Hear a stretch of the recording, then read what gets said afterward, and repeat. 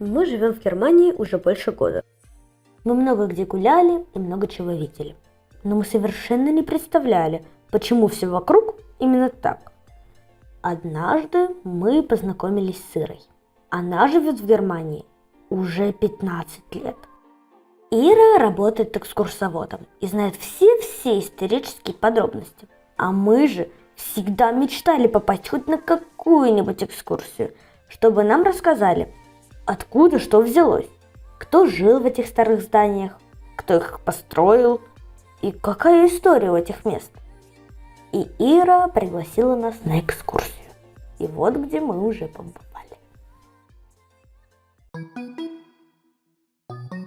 Первая экскурсия была в Гамбурге, район Треппенвиртель, лестничный квартал. Это значит, что тут очень много лестниц, маленьких и очень больших.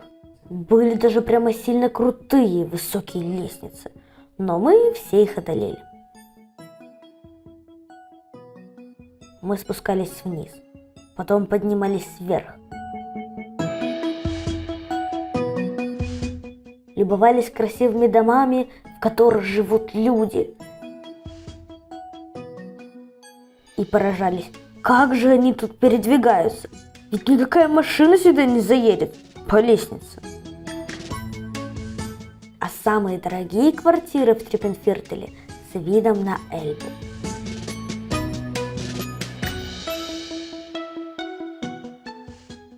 Потом мы поехали в Люнебург. Это город с очень красивыми старинными домами, рыжими крышами и с большой историей.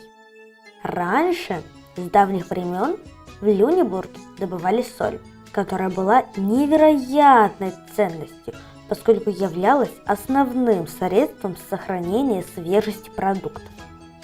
Правда, из-за этого многие постройки сильно пострадали, так как соль добывали прямо под ними, но некоторые домики, покосившись, выдержали испытания временем. Одна из очень интересных остановок была возле церкви, в которой пел юный Бах, и мы даже в нее заходили. А еще в этом городе уже много лет снимают один немецкий сериал. Очень длинный. В нем больше 3500 серий. И его до сих пор снимают тут, на улицах Люнебурга.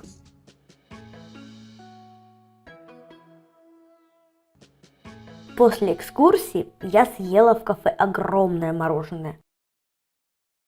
Я в восторге от этого городка.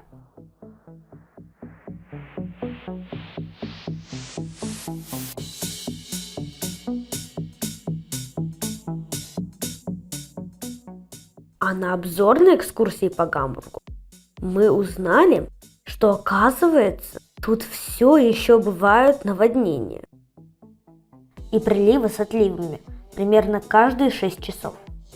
Это когда вода поднимается высоко-высоко, а потом уходит совсем и остается только грязь. И это все происходит в течение дня, каждый день.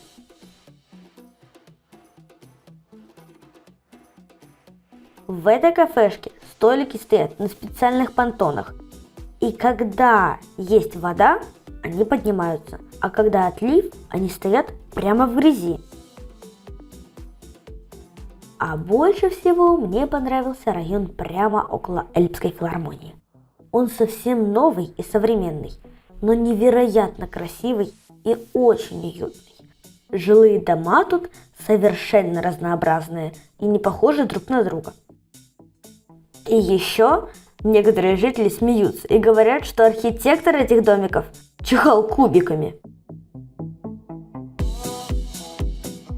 А на набережной хочется задержаться на подольше, потому что здесь какая-то прям домашняя атмосфера. Несмотря на большое количество гуляющих, ощущение спокойствия и комфорта.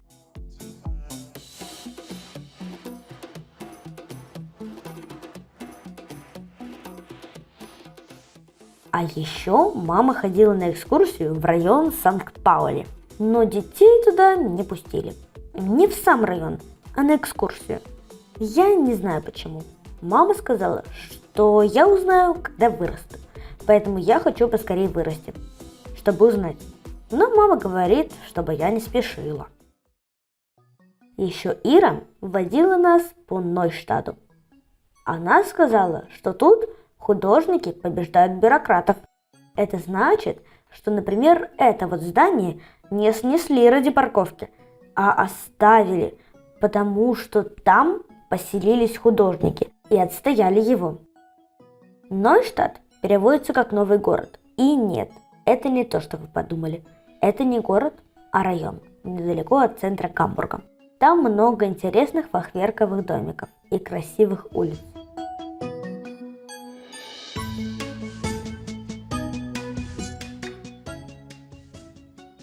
Там даже есть главный Google-центр всей Германии. И не поверите, прямо напротив моя любимая улица. Ну просто такой, как бы между домами проход, арка, дворик, не знаю как назвать. Там все украшено и разрисовано.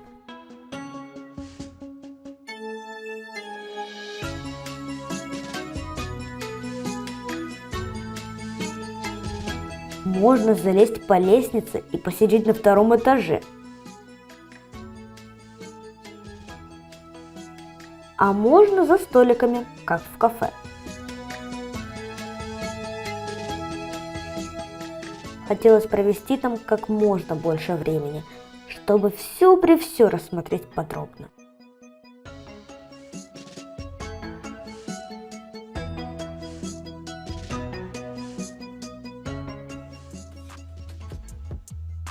Мы ходим на экскурсии часто, потому что нам нравится все время узнавать что-то новое.